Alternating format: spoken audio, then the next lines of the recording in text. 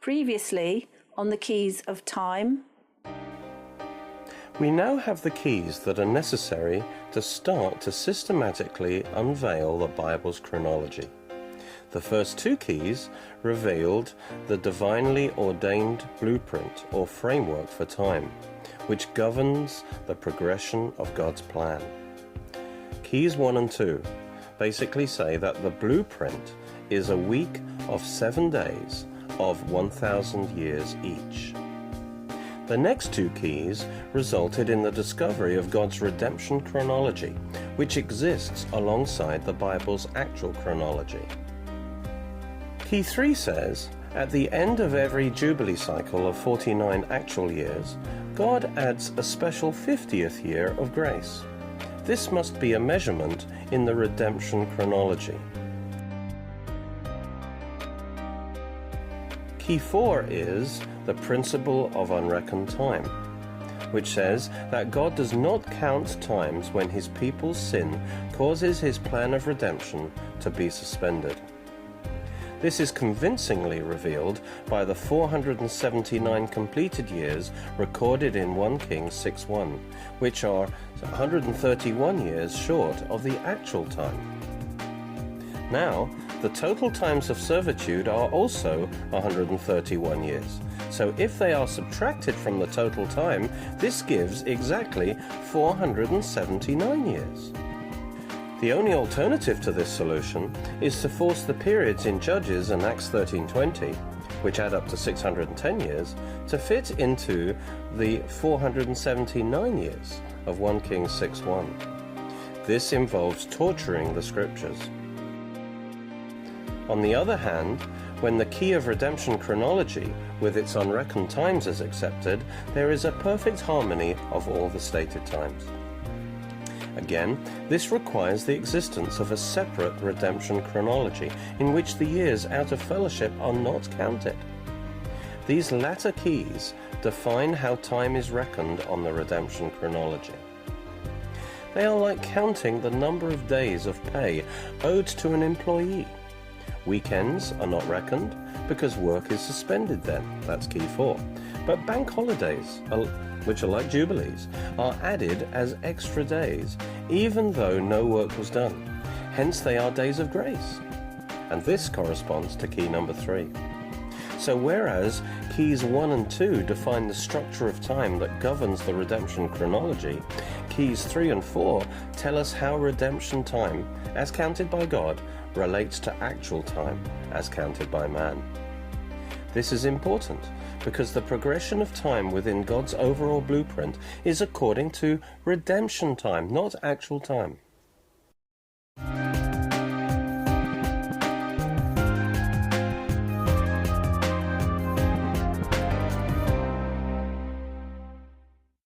We've been studying in order all the events in the Great Jubilee Cycle, the 490-year cycle, in the chronology of redemption that started with the dedication of Solomon's temple.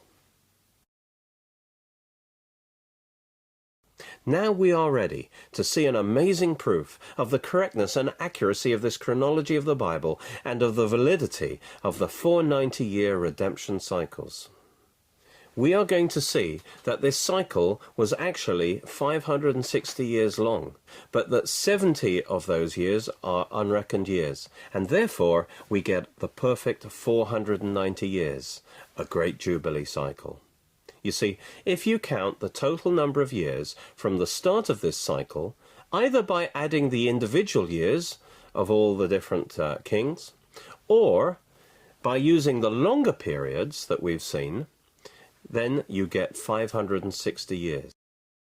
From the start of the Great Jubilee cycle in Nisan of 1018 BC to Tishri of that year, when Solomon dedicated the temple, that is half a year. And then we saw from the dedication of Solomon's temple, there was this great period of 390 years of Israel's sin, that took us up to the start of Jeremiah's ministry in 628 BC. Now we've seen that the Temple of Solomon was dedicated right at the start of Solomon's 16th year, in 1018 BC.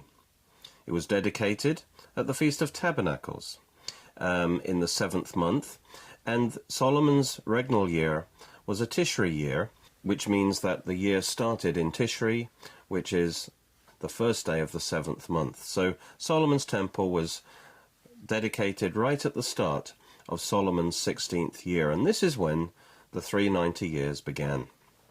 Now Solomon reigned 40 years altogether.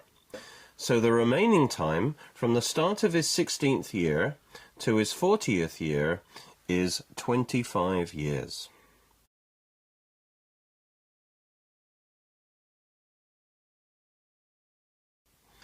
And then after Solomon came Rehoboam. And Rehoboam reigned for 17 years.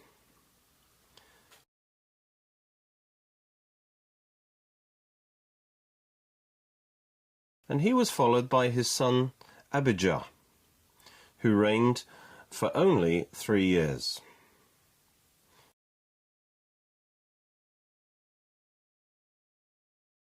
He was followed by Asa, and Asa reigned much longer. He reigned for 41 years.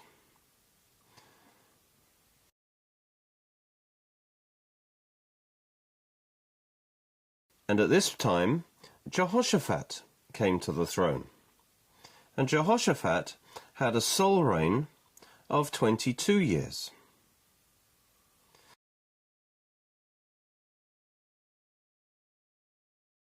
Now at this time, something happened that was really initiated by Jehoshaphat, which was, although he was a good king, he made a grave error. And in his attempt to have unity with the northern kingdom of Israel, he started to conform to some of their wrong practices. And one of the things that happened was that when his son came to the throne, Judah changed to non-accession years, which was conforming with Israel. And this means that when Jehoshaphat's son Jehoram came to the throne, Jehoram's first year overlapped with Jehoshaphat's last year, his 22nd year.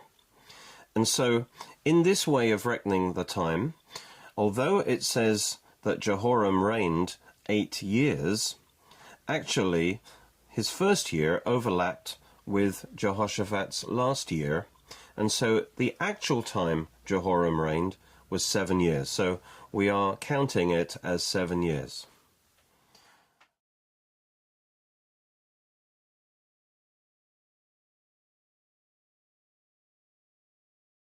The same thing happened for the next king, who was Ahaziah, and we're told that Ahaziah reigned 1 year, but because they used this non-accession year system, Ahaziah's year, his first year, overlapped with Jehoram's last year, so actually his reign did not add anything to the total reign system. Ahaziah was replaced by Athaliah, and she reigned 7 years. However, again, because of this non-accession year system, Athaliah's first year overlapped with Jehoram's 8th year as well. And so again, the first year did not add anything to the count of the reigns. So therefore, Athaliah's reign of 7 years in actual time is to be counted as 6 years.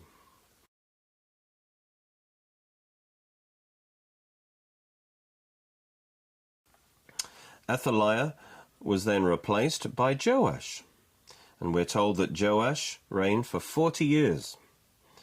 And again, because of the non-accession year system, in actual time, Joash's reign is to be reckoned as 39 years.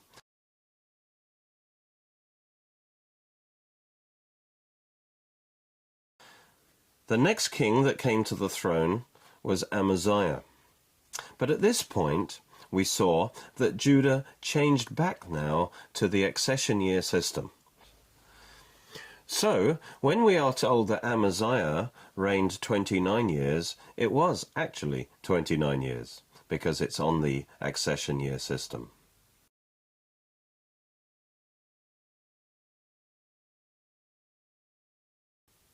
When Amaziah died, his son Uzziah was very young, who was just a few years old.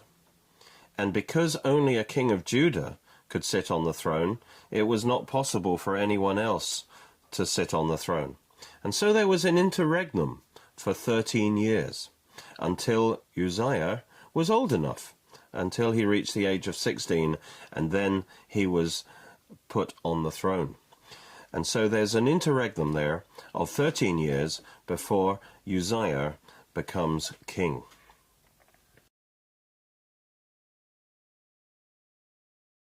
Uzziah had a long reign. He reigned for 52 years.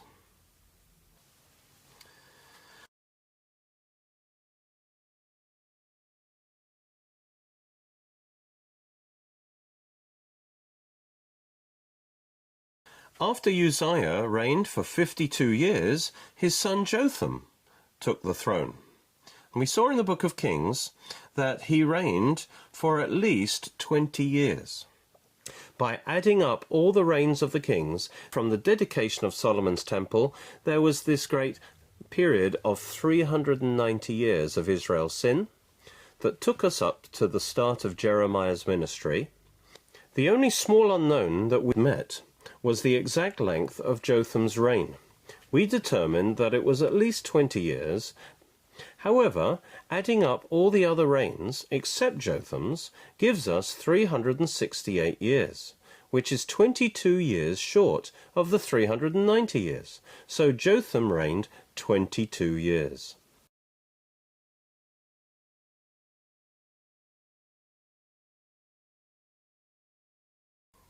After Jotham's reign, Ahaz, his son, came to the throne, and Ahaz's sole reign was 16 years.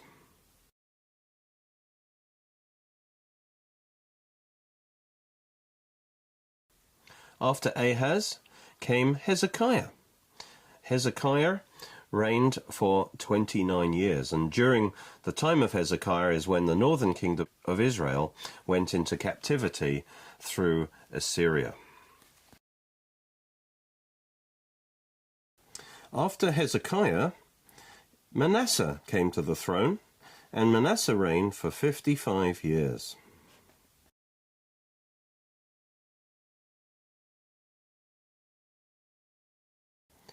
After Manasseh came Ammon to the throne, and he reigned for 2 years.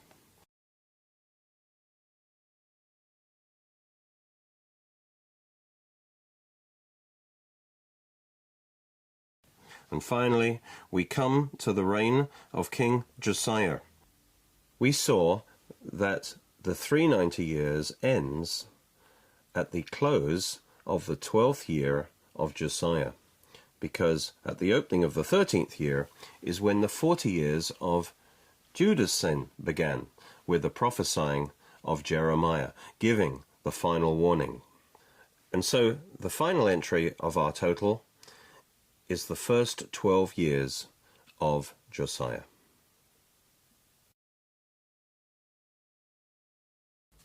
And then there were the 40 years of Judah's sin, which took us up to 588 BC, which is the start of the period of desolations.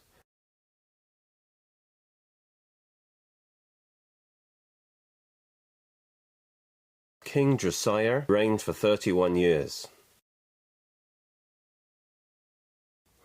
Next we come to King Jehoahaz, who reigned for 3 months. Upon Josiah's death at the hands of Necho, the people made Jehoahaz king. But when Necho returned 3 months later, after fighting Babylon, he asserted his authority over Israel by deposing Jehoahaz. Many are forced to assign 1 year to Jehoahaz. But now, according to their theory, the 40 years of Jeremiah's warnings do not work.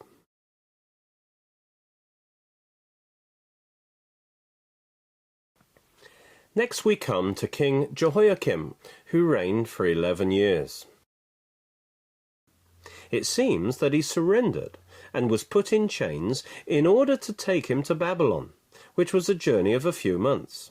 But the language implies that he never made it to Babylon, but rather he must have died en route. There must have been a short interregnum in Jerusalem, because Jehoiakim only began to reign after Jehoiakim's death. Obviously, Nebuchadnezzar did not immediately install a king in the place of the captured Jehoiakim, and Israel only appointed her next king once they heard the previous king had died. This interregnum did cross over the Tishri line, which is why this interregnum plus Jehoiakim's reign counts as 1 year in the reckoning of the total. Next we come to King Jehoiachin of Judah, who reigned 3 months and 10 days. It seems that Nebuchadnezzar did not approve of Israel's new king. Almost as soon as he was installed as king, Nebuchadnezzar came out to depose him.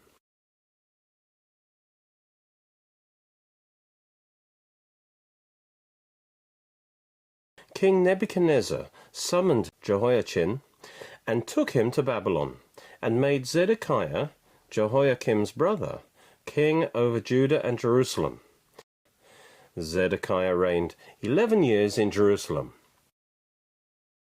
The 40 years of Judah's sin took us up to 588 BC, which is the start of the period of desolations.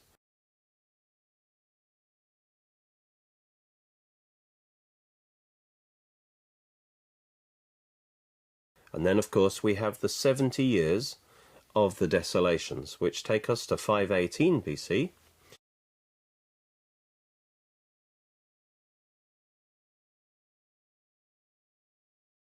And then we have that final period of 59.5 years that take us up to the start of Daniel's 70 weeks, which is the start of the next cycle of redemption, and that's in Nisan of 458 BC. And if you add all of those up, you will find that that is 560 years. But 70 years of this time, of course, were unreckoned, when God's people were in captivity in Babylon from 607 BC to 537 BC, when the Cyrus decree released them from that captivity to return to the land, and that marked the start of their restoration. 78 years later saw a key moment in this ongoing restoration: the Decree of Artaxerxes to Ezra to restore Jerusalem, which brought this 490-year cycle to a close and opened the next one, as we see in Daniel 9:24. In his chronology of redemption, God cannot count these 70 years of captivity. So, the total length of this period is 560 years, but when you subtract off the 70 unreckoned years, you get a perfect Great Jubilee forgiveness cycle of 490 years. Thus, the 560 years consists of 490 forgiveness years plus 70 unreckoned years. So, we have now demonstrated the third major redemption cycle of Israel's history. So we see that it works. Everything fits perfectly into place, demonstrating the sovereignty, grace, and glory of God. We can see that God, as the Lord of time, has sovereignly planned and determined the overall course of time. As the God of grace, we see that he governs it according to his chronology of redemption, which incorporates the Jubilee Principle and measures years of forgiveness, so that time is structured in Great Jubilee Cycles. By giving us detailed chronological information in his word about the course of history, we can reconstruct it with exactness and demonstrate its accuracy, inner harmony, consistency, and perfection, showing that all the time periods fit into a greater divine plan and design for time, thus revealing the glory of God.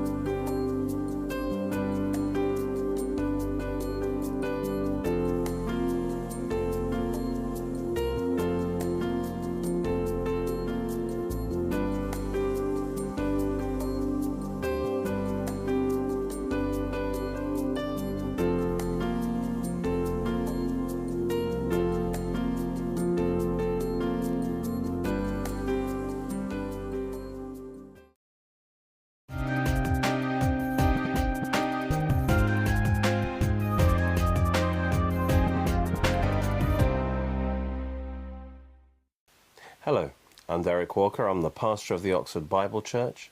Today I want to introduce you to what I believe is a very special book called The Keys of Time, a revelation of Bible chronology.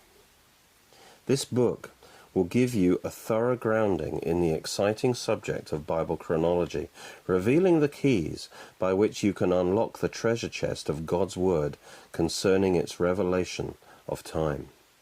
And so we start, you see, by looking at the major keys that will unlock this treasure chest, like the fact that all time is based on the creation week, and one day with the Lord is as 1,000 years. And we look into the Jubilee and how that also unlocks how God measures time.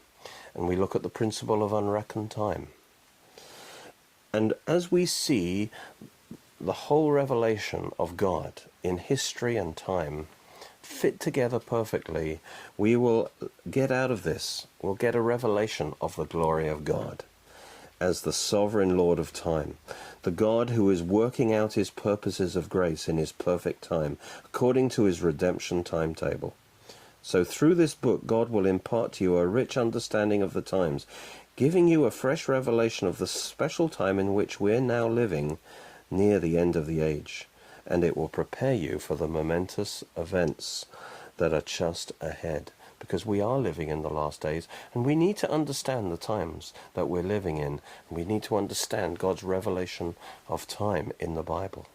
And having discovered the keys and God's framework of time, we then go through each period of history, starting from Adam to Abraham, and then from Abraham to the Exodus, and then from the Exodus to the dedication of Solomon's temple, and then the period of time leading up to the decree to restore Jerusalem by Artaxerxes, and then finally Daniel's 70 weeks that take us to the coming of the Messiah himself and his death and resurrection. We look and we show how all the pieces fit together perfectly into God's framework of time. And by the end of the book, you will know how to get the date of every event, every major event in the Bible, and how all these events fit together.